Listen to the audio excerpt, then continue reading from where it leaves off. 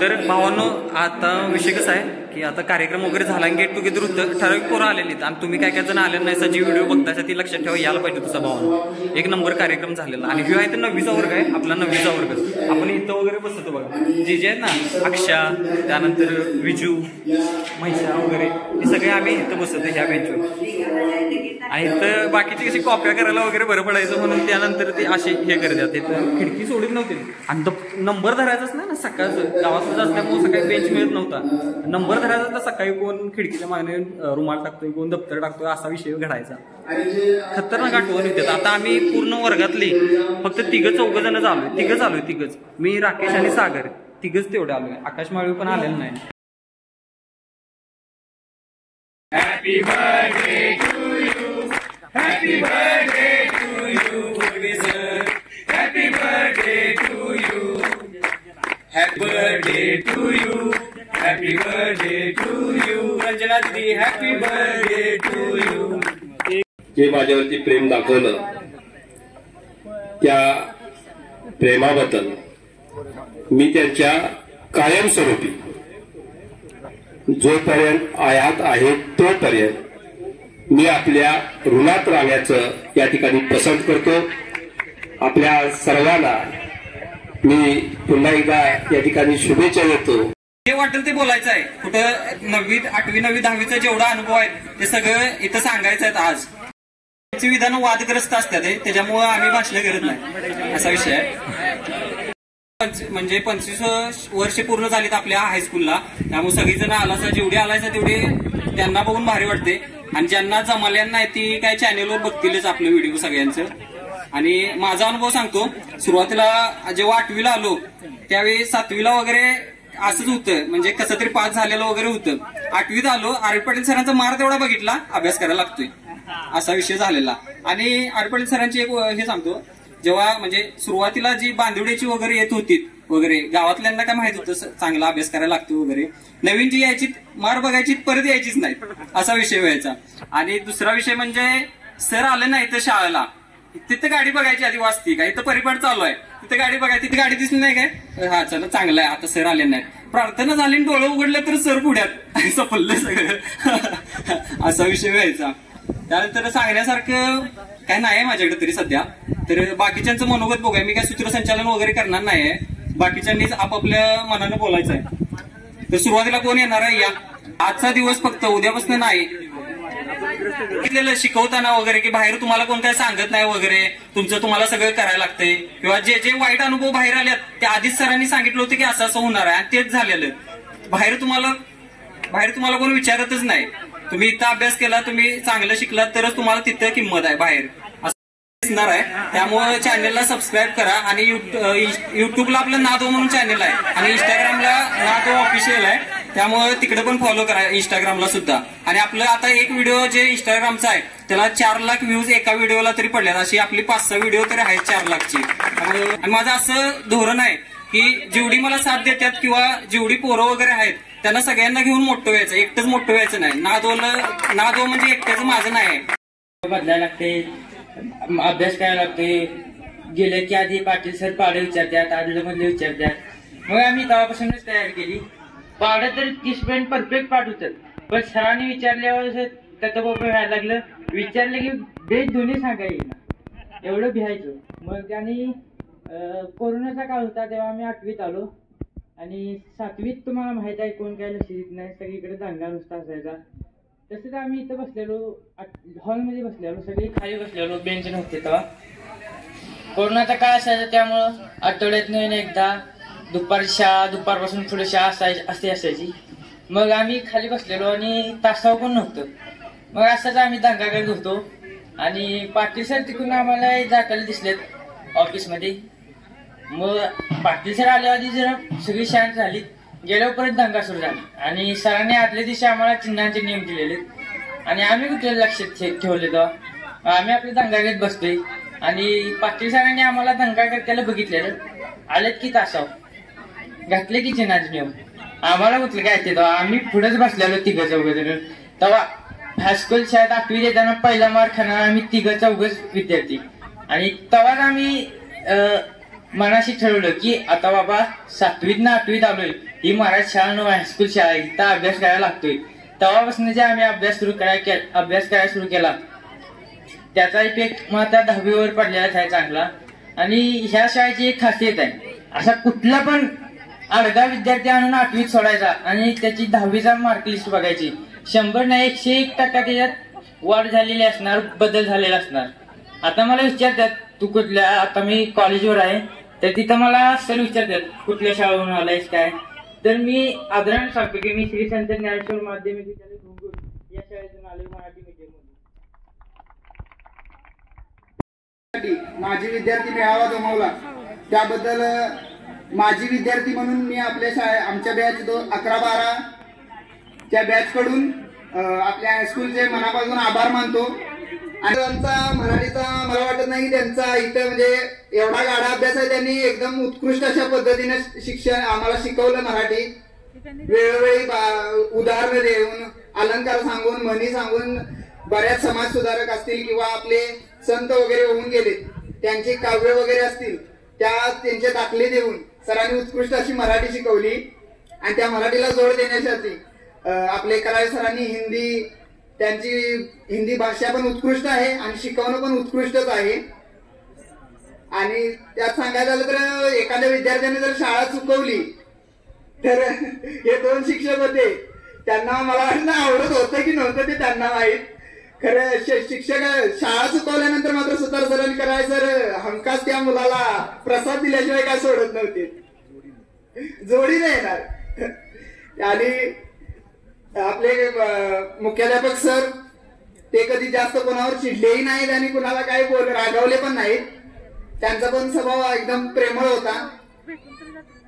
आणि शेवटचं व्यक्तिमत्व म्हटल्यावर आपले आर.बी. पाटील सर सगळ्यांचेच लाडके होते. पाटील सर सगळ्यांचेच लाडके होते का पाटील सर? होते मुलांचे फक्त होते का? जास्त करून मुलांचे लाडके होते पाटील सर. कारण काही माजी विद्यार्थिनी पण इथं आहेत, त्यांना पण अनुभव आला असेल पाटील सरांचा. नक्की प्रेमळ होते की रागीट होते?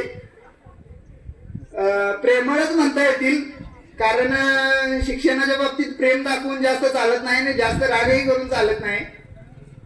कारण शिक्षणाचं महत्व सांगायला गेलं, कारण कोरोनाच्या आधी बघा आपण आपल्या पाल्यांना मोबाईल बाजूला ठेव आणि अभ्यास कर हा उपदेश देत होतो. परंतु कोरोनामुळे सगळीकडेच आता जगात पूर्ण अशी परिस्थिती झाली की माणसाने किंमत दिलेली नाही कोरोनाच्या काळात, किंवा माणसाची काय खरी किंमत आहे ती कोरोनानं प्रत्यक्षात दाखवून. सर्वप्रथम सर्वांना प्रजासत्ताक दिनानिमित्त शुभेच्छा देतो.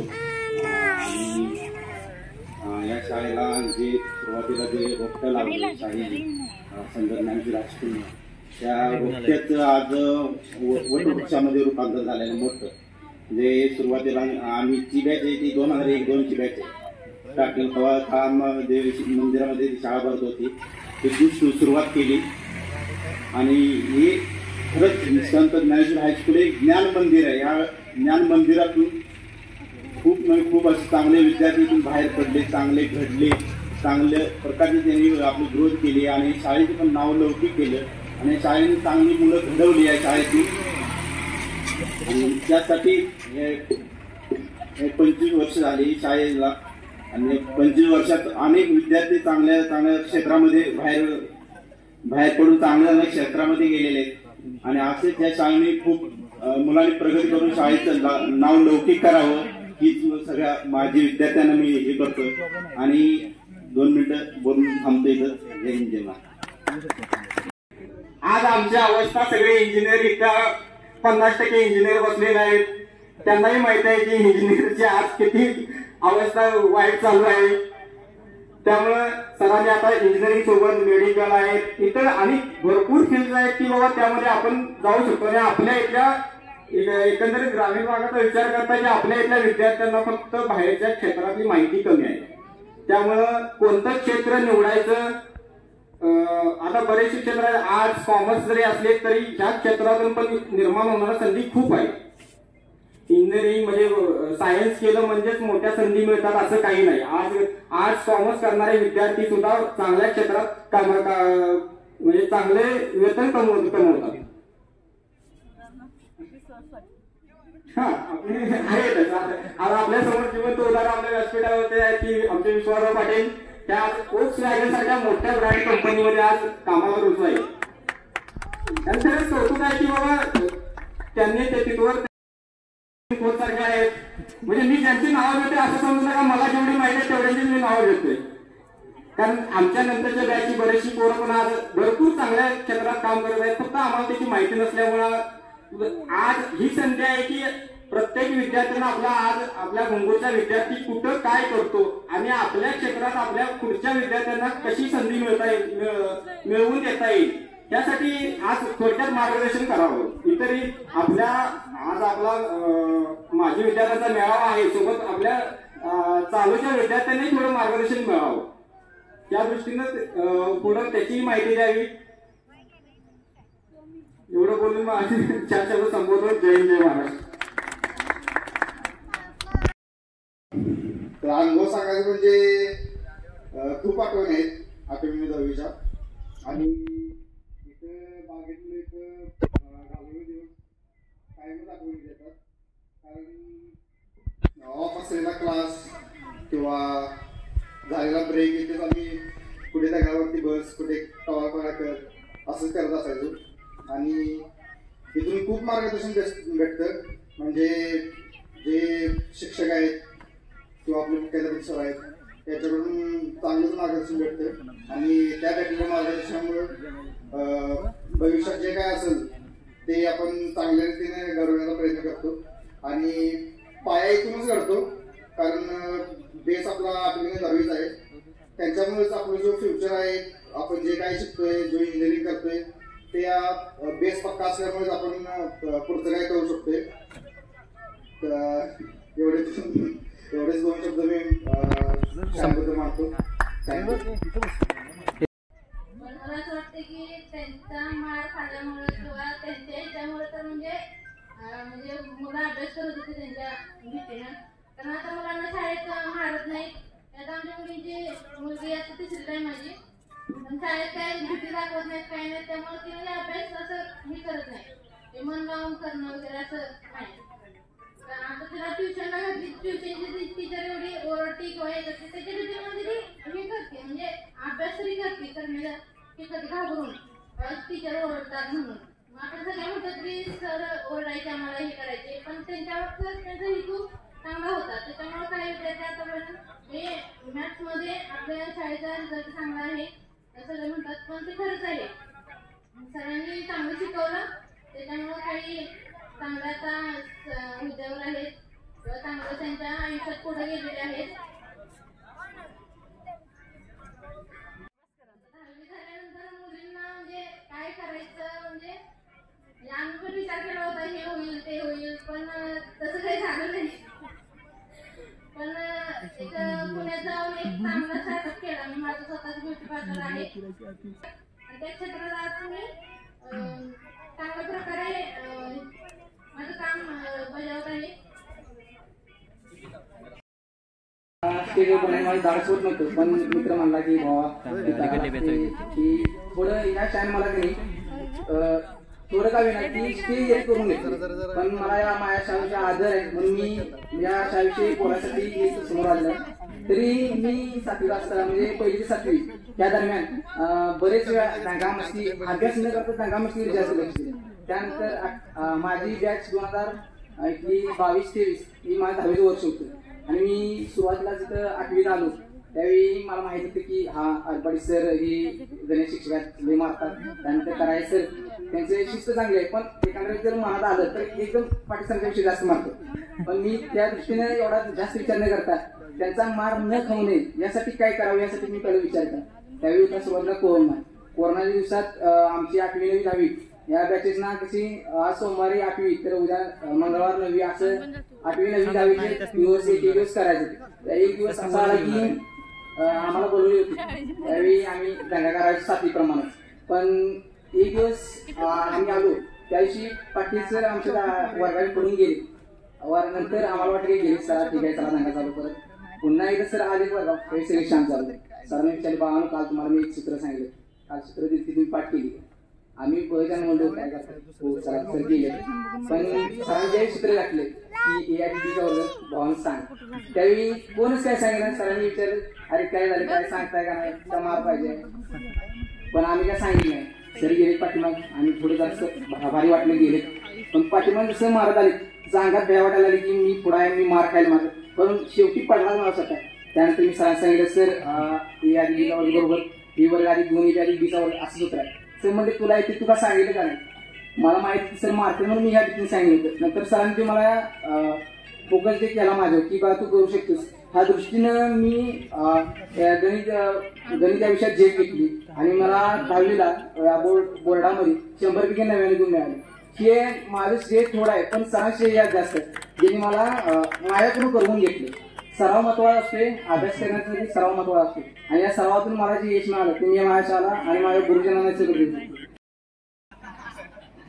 आणि असंच एकदा मी 10वीला आभार मानायचा कार्यक्रम घेतला होता आणि त्यात तर माझं मलाच काय कळत नव्हतं की काय बोलून काय नको. त्यात ते कार्यक्रम झाल्यानंतर बोरगी सर आले वर्गावरती.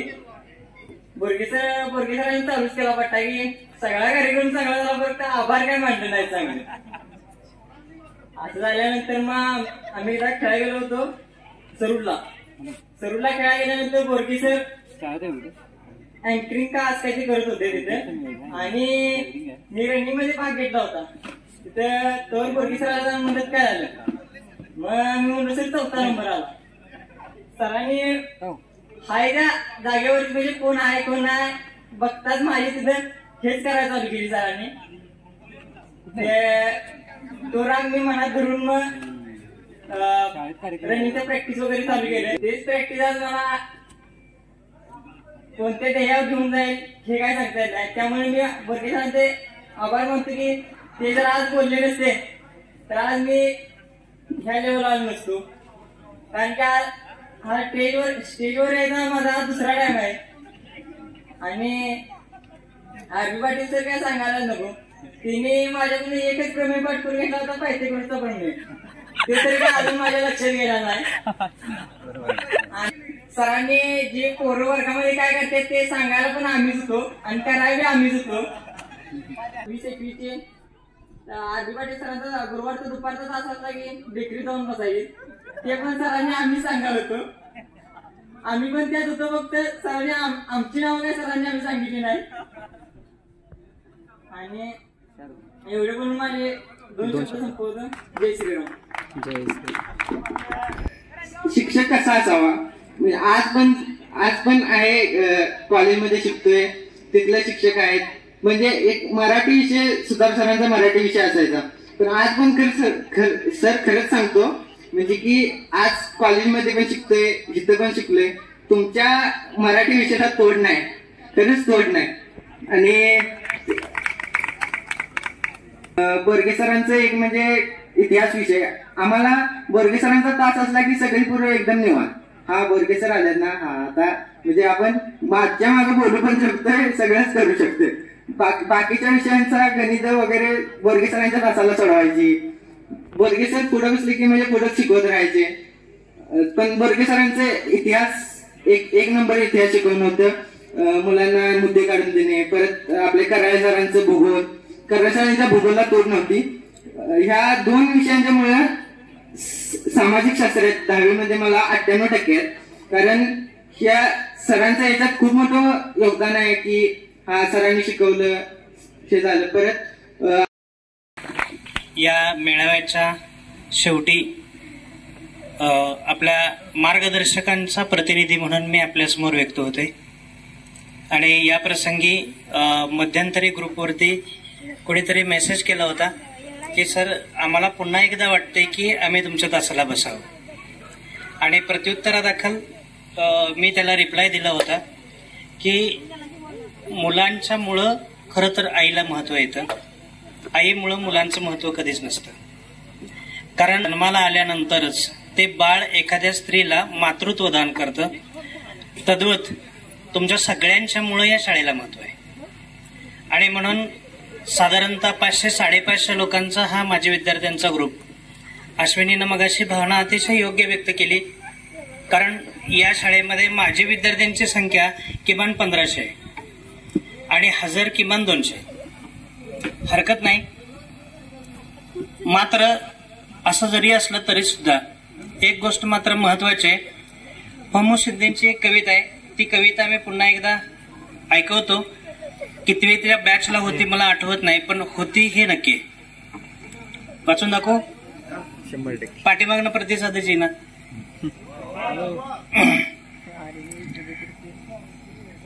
आई एक नाव असतं, आई एक नाव असतं, घरातल्या घरात गजबजलेलं गाव असतं. आठवली कविता? कितवीच्या बॅचला होते ते पण सांगा जरा. आई एक नाव असतं, घरातल्या घरात गजबजलेलं गाव असतं. सर्वात असते तेव्हा जाणवत नाही, आता नसली कुठंच तरीही म्हणवत नाही. जत्रा बांगते पालं उठतात, पोरक्या जमिनीत उमाळे दाटतात. आई मनामनात तशीच जाते ठेवून काही, आई मनामनात तशीच जाते ठेवून काही, जीवाच्या जीवालाच कळावं असं जाते देऊन काही. आई असतो एक धागा, वातीला उजेड दावणारी समयीतील जागा. आई असतो एक धागा, वातीला उजेड दावणारी समयीतली जागा. घर उजळतं तेव्हा तिचं नसतं भान, विजून गेली अंधारात की सायरा वैरा कमी, धावायलाही कमी पडतं रान. पिकं येतात जातात, माती मात्र व्याकुळच, तिची कधीच भागत नाही तहान. पिकं येतात जातात, माती मात्र व्याकुळ, तिची कधीच भागत नाही तहान. दिसत नसलं डोळ्यांना तरी, खोदत गेलो खोल खोल की सापडतेच अंतकरणाची खाण. याहून का निराळे असते आई, ती घरात नाही तर मग कुणाशी बोलतात गोट्यात हंबरणाऱ्या गाई. आई खरंच काय असते, लेकराची माय असते, वासराची गाय असते, दुधाची साय असते, लंगड्याचे पाय असते, धरणीचे ठाय असते. आई असते जन्माची शिदोरी, सरतही नाही आणि उरतही नाही. संपली कविता. आयुष्यामध्ये कितीतरी मोठी यशाची शिखरं तुम्ही पार पाडावी असा आशीर्वाद देणारी ही शाळा नक्कीच आहे तुम्हाला. पण हे करत असताना एक अपेक्षा मात्र तिच्या मनात नेहमीच राहील की जेव्हा केव्हा तुम्ही इथं याल त्यावेळी या शाळेला भेट द्या. जेव्हा तुम्ही या शाळेमध्ये भेटताना तेव्हा तुमचे ते दिवस त्या शाळेतील त्या शिक्षकांना आठवतील, त्या शाळेला सुद्धा आठवतील. तुमची ती वर्गखोली, तुम्ही बसणारा तो बेंच, हे सगळं सगळं आजही तितक्याच स्मृतीमध्ये ठेवते. जसं आई आपल्यामध्ये आपल्या बाळासाठी वागते, मनात सगळं काही ठेवून जाते, तशाच पद्धतीने ही शाळा सुद्धा आपल्या अंतकरणामध्ये तुमच्या सगळ्यांच्या आठवणी ठेवून जाते. या शाळेनं बरंच काही दिले. इथं इंजिनियर दिलेत, डॉक्टर्स दिलेत आणि त्यात वैमानिक दिलेत, संशोधक सुद्धा होतील कदाचित. इंजिनियर तर भरपूर आहेत, विविध जवान तर बोलायलाच नको, आपले घुंगूर तर अतिशय त्यामध्ये नंबर 1 ला म्हणावं लागेल. असं नाही, प्रत्येक विद्यार्थी कोणत्या ना कोणत्या क्षेत्रामध्ये तो आपलं कार्याचा ठसा उमटवू शकतो. कोणी समाजसेवक होऊ शकतो, कोणी चांगला माणूस होऊ शकतो. अजून काय पाहिजे? म्हणजे असा कोणीही टाकाऊ नसतो. मित्रांनो, स्वतःला कमी समजू नका. ह्या शाळेनं सगळ्यांनाच घडवण्याचं काम केले आणि म्हणून जेव्हा जेव्हा शाळेनं साथ घातली जाईल त्यावेळी तुमच्याकडनं तिला प्रतिसाद हवाय, बाकी काहीच नकोय. काय लागतं? तुम्ही पण शिकला ज्या शाळेमध्ये, आज त्या शाळेमध्ये फारसा काही बदल झालेला नसेल कदाचित. इमारत बदलली असेल, खोली बदलली असेल, अजूनही शिक्षक तेच आहेत, शिक्षणाची पद्धत बदलली असेल, पण शिकवलं जातं आईनं मुलावरती कसं प्रेम करावं आणि मुलांना आईवरती कसा वात्सल्य भाव दाखवावा. ह्या दोनच गोष्टी इथं आपल्याला शेवटपर्यंत घेऊन जाणार आहेत.